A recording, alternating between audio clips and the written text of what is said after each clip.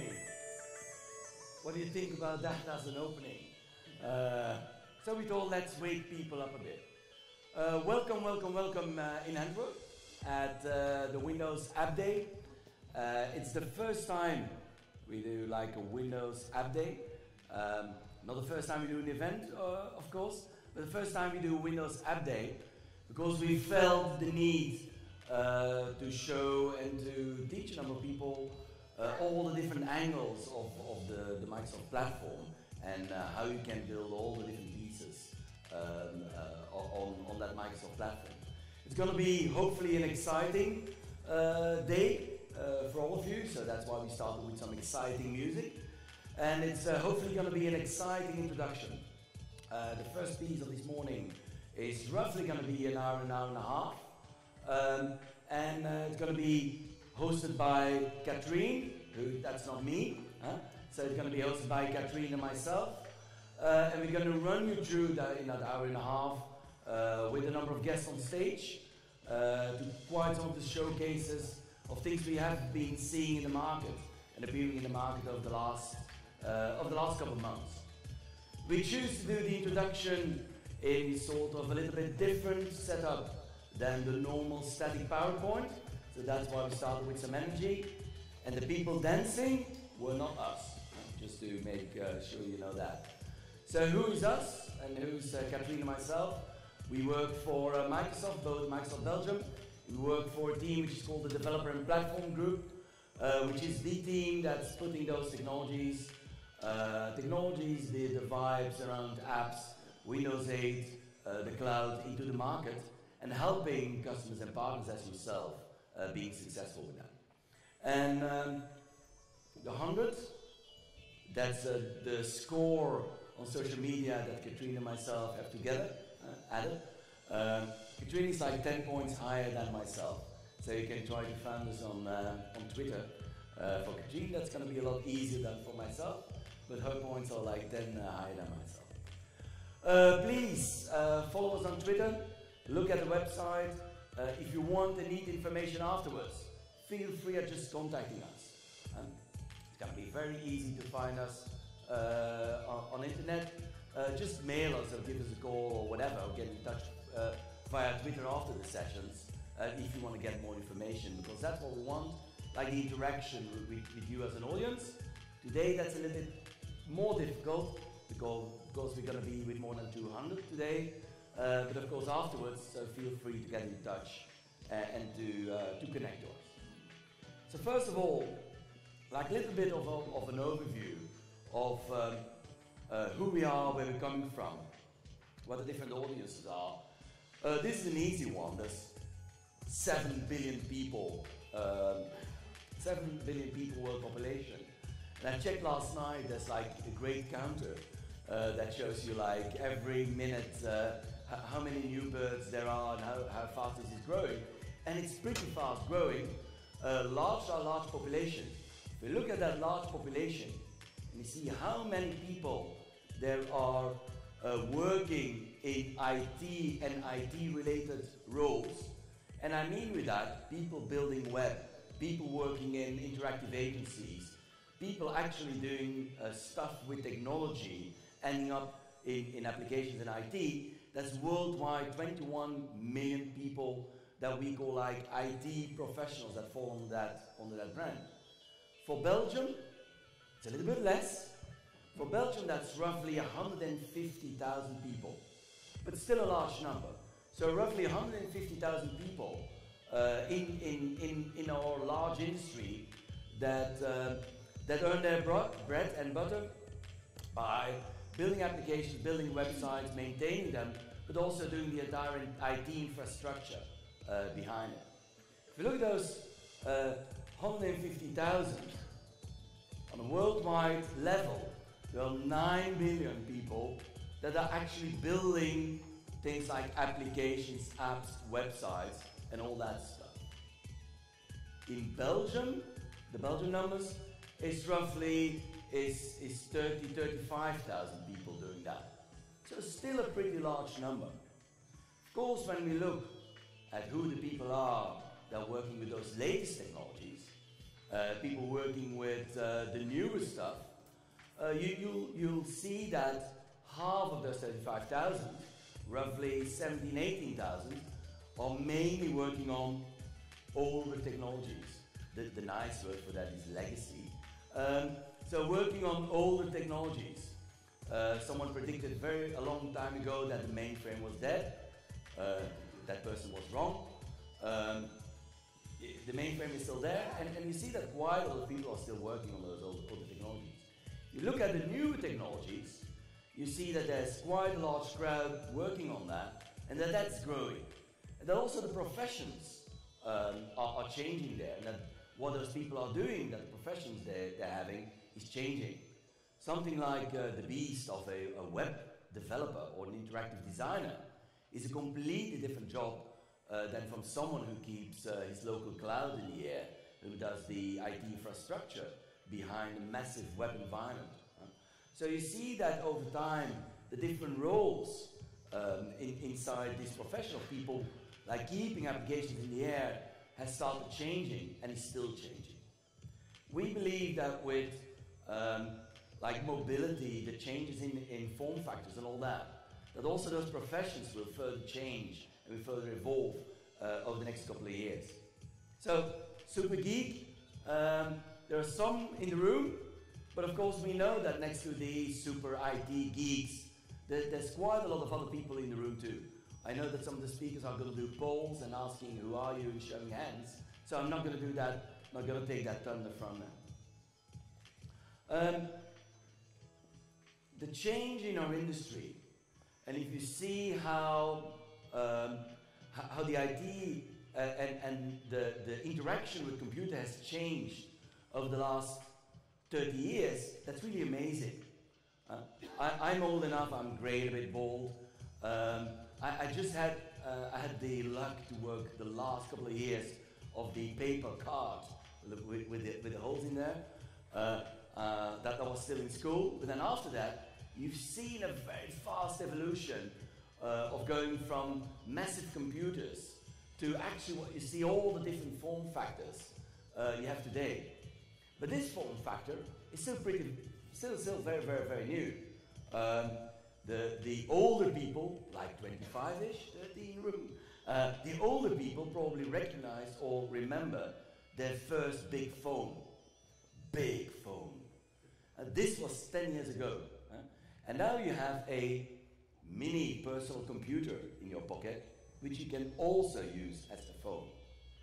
You see that the form factors, all those different form factors that exist, still expand, large ones, smaller ones, more complex, less complex, and that also opens a world of possibilities for applications and apps of what you can do on that. Now if you look at two of the form factors, the big one and the smaller one, most of the time we think about that form factor as the one where we run apps. And we think about this form factor as the one where you run applications. Of course, if you look at taxonomy and the meanings of the word, app is of course short for application. And in most of the, for the geeks and for the people really building it, there is not that much different. It is an application that runs on a certain form factor and renders for certain model better or not accurate. There is on the other side also a difference in the way we work with these form factors. This form factor, the bigger one, is very well suited to do that larger interactive work. We're showing you blend, or you're doing some photo stitching, or you're doing some artwork or some user experience stuff. You probably want to do that on this form factor. It's going to be a lot more difficult to edit a video in detail on this one. And that's probably not where you want to go. So, difference in form factor, and also a difference in which type of applications run that. And so we feel that most of the time we have started thinking about an application that has a large interaction factor is not really necessarily productivity work, but works with social, with people, giving me some productivity, personal one. We started thinking about it as an app, and the ones that you really use for work, the larger ones that run the company, as an application. Underneath, we see that they live the exact same technologies. That is more the form factor, the interaction, how people work with it, that makes that something is being called an app, and something is being called an application. Then, going one step further, what you see is that when you have these applications and apps on all these different form factors,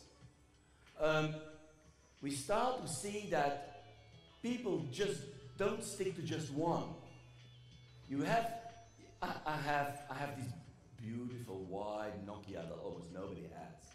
I have this beautiful wide Nokia, Windows Phone of course. This is one form factor I have in my pocket. My second machine, which is my production machine, is this one. Is a tablet. No, I can't answer your phone right now. I'm presenting. Thank you. So it was an actual call. So what you see is that people have these different form factors. I have that PC, which is actually a tablet. I have a real PC for certain older stuff I still want to do. And I have all these three different form factors. What I still want to do is keeping these form factors in sync. When I take a picture on one, I want that picture to be available on these other form factors. And I want to share that picture over my other machines. And maybe I want to keep a copy on my machine at home, which is an older one, where I keep all my pictures and take a backup of that. So we see that in the old days, information was very closely linked to where you were using it. And you see that now information has become very fluid and borderless and goes from one machine to the other. And so you have that with pictures, but you also have that with music, you have that with other stuff. And you see the thing at the top is the cloud. What we start to call the cloud becomes to play a much more important role than connectivity at the back end ever had before. In the older days, you had your own PCs, you had your server part, you were connected to that various ways. What you see today is that it becomes so difficult to build that connectivity thing at the back end yourself, that using an existing cloud, something which exists for you to exchange data, to keep data, to connect people, to keep stuff and to distribute stuff, has become one of the rules of how you build applications. And if they have a data need, how you exchange information between them.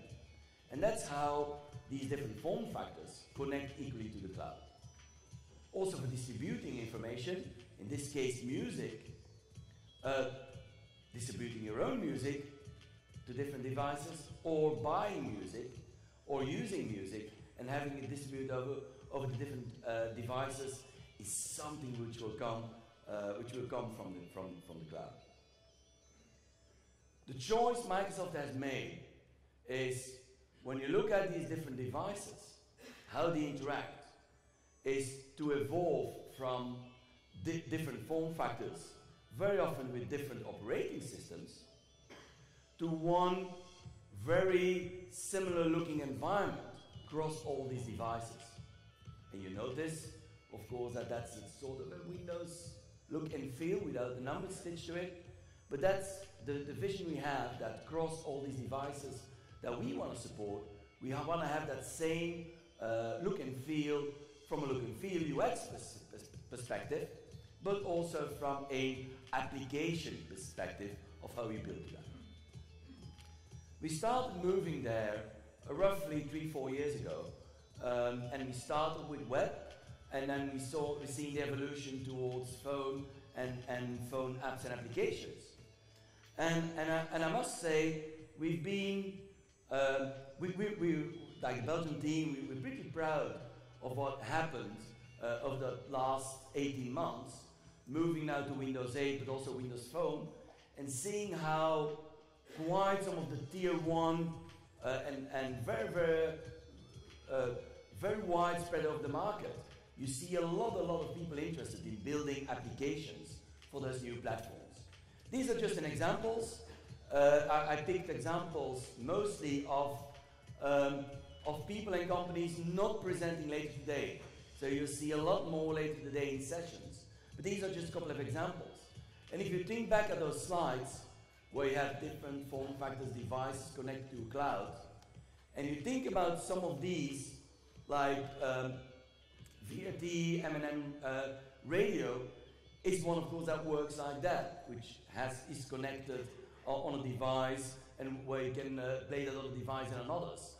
Thomas Cook is a really commercial one, where you can go and search for a travel and search where after all that UXing and coding, where you want to go next and relax. A great one is Smart School. Smart School is a school platform being used, if I'm not mistaken, by 260,000 students in these regions, and connects you. Quick hamburger restaurant, and of course I'm not going to comment, it's not my comment at the top, from rtl.be. At the moment I took the screenshot, that's what their comment was on the repo, so not mine, not a political statement, but was there when I took the screenshot. Next to Suske and Wiske, it can be no coincidence. So when you look at these applications, and you saw them here, examples from Windows 8, most of these examples also exist for other form factors. Exist for phone, you see them in other types of forms. They use the base application platform that Microsoft is offering in its different components. And for us, a very, very important component is and has become, of course, Windows 8. Windows 8 is not only the successor of or successful Windows range of operating systems, but is an operating system where we do a big step and do a big addition to the OS. And next to making it an OS, which used to be an OS used by consumers and a lot by businesses, where it becomes an operating system which is also suited for the modern world of tablets, of mobile phones, of mobile devices, and where it's an OS which is cloud connected. So for us, the building block Windows is an important one. Windows on different type of clients, both Intel-based PC-like, personal computing-like form factors, but also all the others. And of course, another one is Windows Phone. Later today in this session, you'll see us presenting the latest version of that. We're also moving there ahead, and we moved ahead to Windows Phone 8 operating system, which as a kernel has the same Windows baked in than you'll find in the Windows 8 tablet and Windows 8 desktop versions. So it has the same Windows built in at its core, but of course giving you the advantage that a lot of the applications you have, or at least the business logic, can be very, very easily be reused on those other form factors. Next component, which really makes up the platform for us, is that cloud piece, and the cloud piece which we offer for attaching your applications to and exchanging information with your applications is something called Windows Azure. Azure, Azzurro in Italian, and it's not their football team. When you look at Azure, actually what we offer with Windows Azure is a cloud operating system. So that means that we offer an operating system which has all the capabilities of an operating system. That means it has storage, it has processing power, but it can play the role of an application server. It keeps your data, but also serves you with services. So easily consumable services that take your data and distribute them, or can distribute them, over those different connected devices. And that's for us another big important component in the overall platform offering.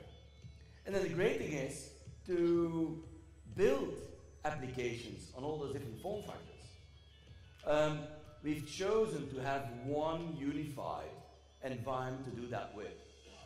When Microsoft started as a company 30 plus some years ago, what the first two products of Microsoft were an operating system and a development language, BASIC. So BASIC was the very first product that Microsoft commercialized. So in that same trend, developer environments and development tools, and then also later on UX tools for designer interactive designers, is our core business, and has been our core business for the last 30 years. So we think that this is one of the very, very strong components of our platform, where we have one environment, one unified environment, which allows you, with the same skills, with the same components, with the same people, to build apps and applications which you can reuse across all form factors, whether on the client, whether on the cloud, whether they're hosted, whether they're running on your local machine, whatever. And in addition, it offers you the UX environment where you can easily import and reuse what designers have built as application components for the user experience and integrate them seamlessly next to the business logic. So we have a very, very strong offering there. Deliberately, of the developer tools offering, we have the paying professional tools. Mostly those are the ones that are being used by professional companies. And we started offering these tools a couple of years back for free to students and to startups.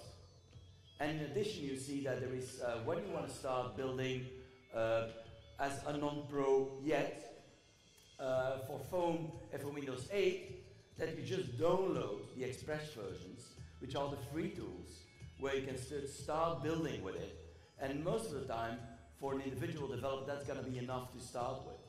So a very, very strong component of the platform, and one we pay a lot of attention to, because we know building apps, doing that very rapidly, debug them, and get that app out in a short time frame and being able to maintain it is extremely important to who's building them.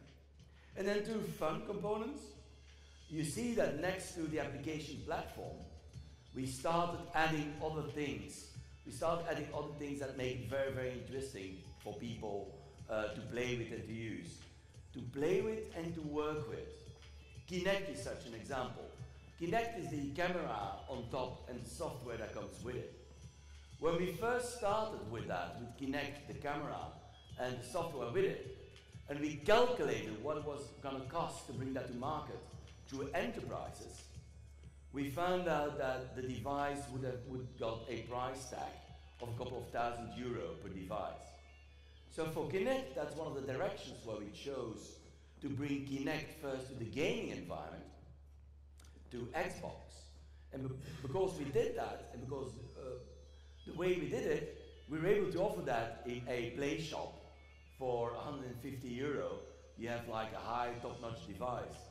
Nowadays, you have the Pro version, which is called Kinect for Windows, which you can just connect to a Windows environment and develop with the same Visual Studio, the same app environment, the same cloud, applications that take touch, but touch without touching the screen, really by gesture. And then the next component is when you've been doing all that and you want to build as a device, not only for phone, but for tablet, and you want to build for a game console, and you want to bring that game to a gaming environment, we have the Xbox environment, and also there, it's the same building blocks and the same components, the same development environment, the same UX environment that allows you to build seamlessly and immediately for an Xbox environment. And so they're all integrated across the different form factors and across the different user experiences. As the next step, I'd like to introduce Katrien on stage to guide you to the rest of the session.